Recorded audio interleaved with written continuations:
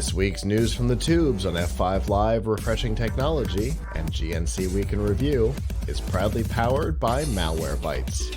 Whether you use a PC, a Mac, or a mobile device, Malwarebytes Premium is the company's strongest protection ever. It fights threats that traditional antivirus software can't stop, plus it actively blocks threats like worms, rogues, dialers, trojans, spyware, and a whole lot more. It allows you to use your computer and mobile devices with confidence and peace of mind. To learn more and to get a special price, you can go to f5live.tv/malwarebytes.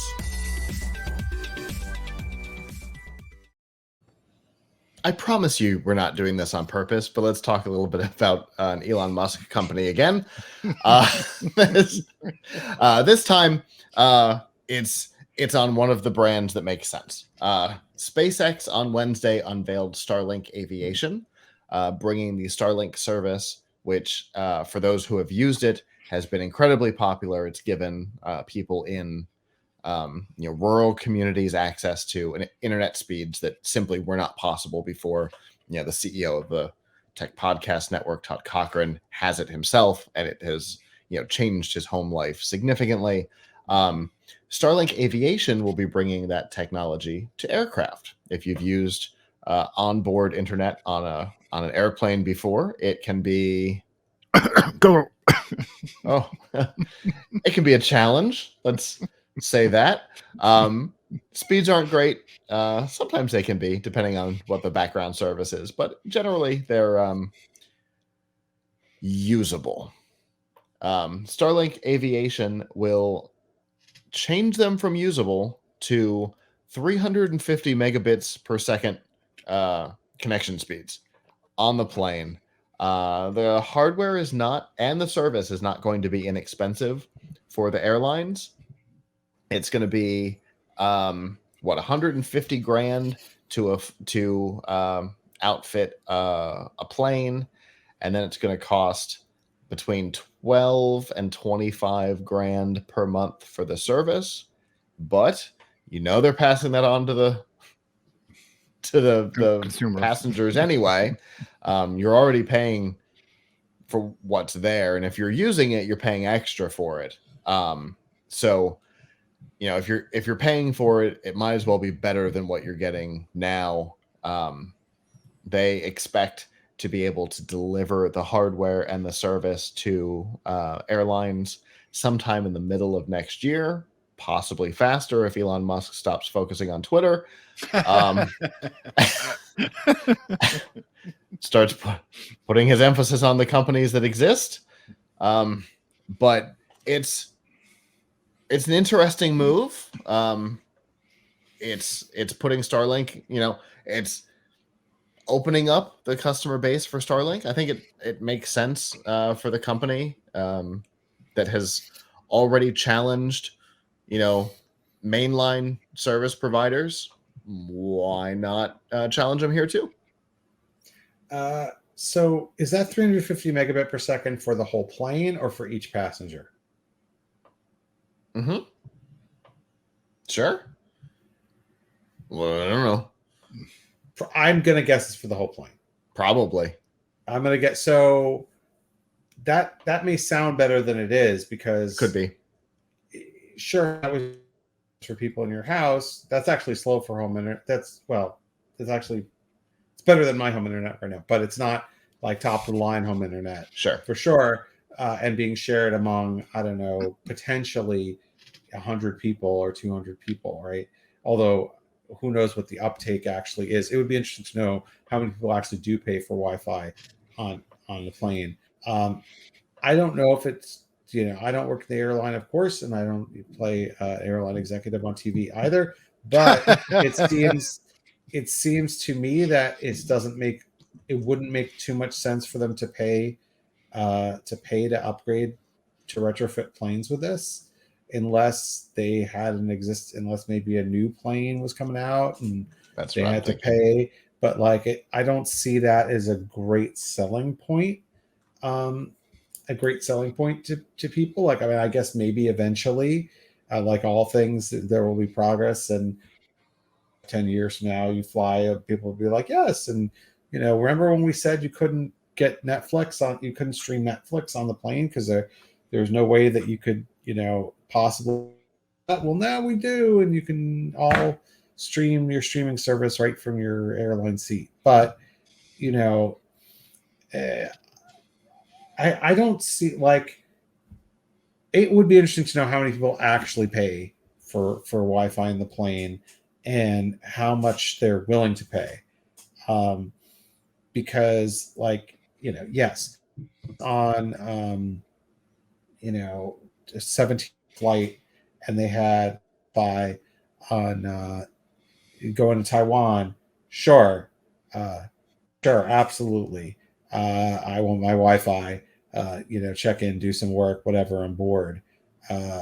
But and I think it was either free or $10 or something. So fine, but I don't think people are going to spend a ridiculous amount of money to have high-speed Wi-Fi in the plane. Like, they don't really need it.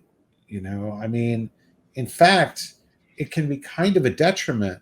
Like, maybe you don't want to be, like, if a plane didn't have Wi-Fi, that would be in its own way a plus, because it would be like, oh, great, now I don't have to expect to be reached when I'm in the air. Maybe I get a break, because I don't know about you guys, but I find working on the plane is, like, I've done it quite a bit, but I find it really not pleasant to do.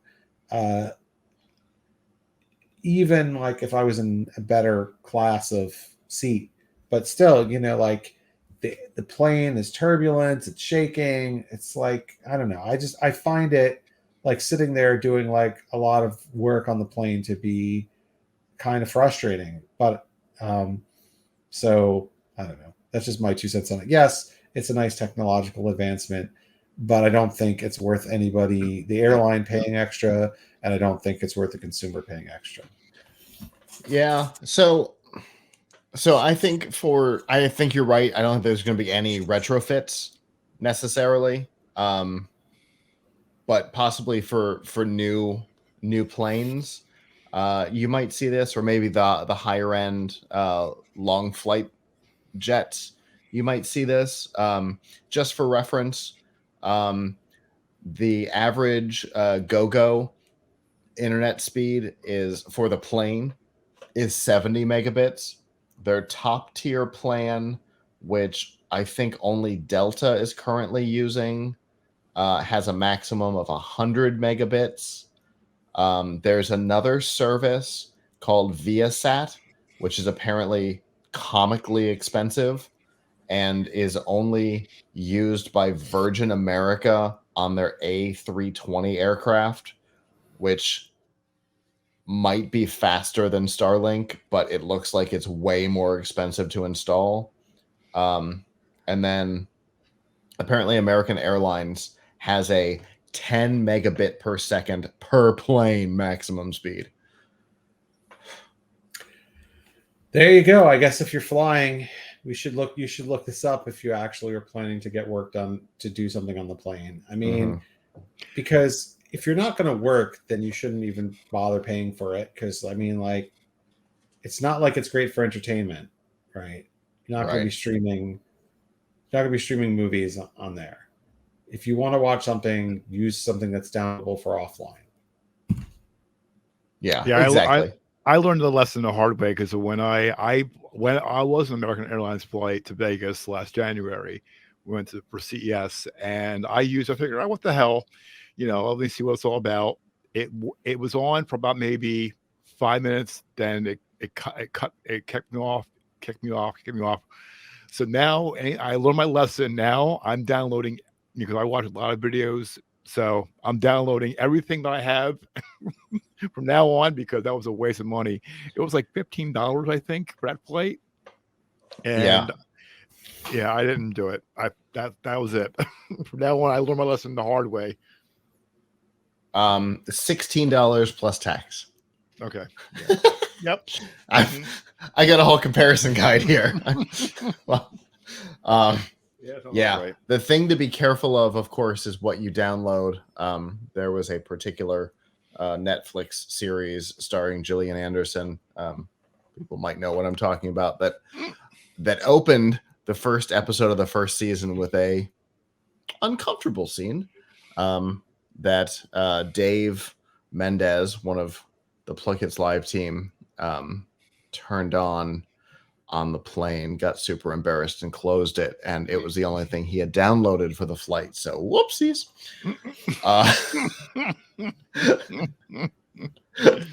So do be careful of what it is you download, and grab a couple of variety just in case a Gillian Anderson led show turns out to not be the X-Files.